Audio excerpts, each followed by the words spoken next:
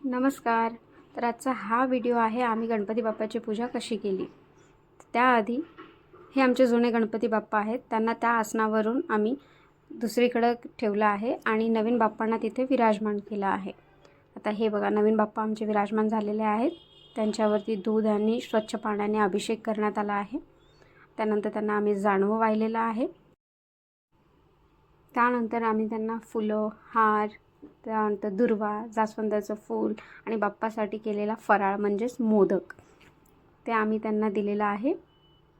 तर आमच्याकडे एक अशी पद्धत आहे, आम्ही गणपती बाप्पा ज्या दिवशी बसवतो त्यावेळेस त्यांच्यासाठी फराळ करतो आणि हा फराळ असतो आमचा मैद्याच्या पिठाचा. त्यात असतात 21 करंजी, 21 लाडू, बेसनाचे लाडू, त्यानंतर 21 मोदक, त्यानंतर असे वळीव लाडू, असे 5 प्रकारचे आम्ही त्यांच्यासाठी फराळ करतो. आता हा फराळ ठेवणे म्हणजेच पार भरणे. तर आमच्याकडे या पद्धतीला म्हणतात बाप्पाचा पार भरणे.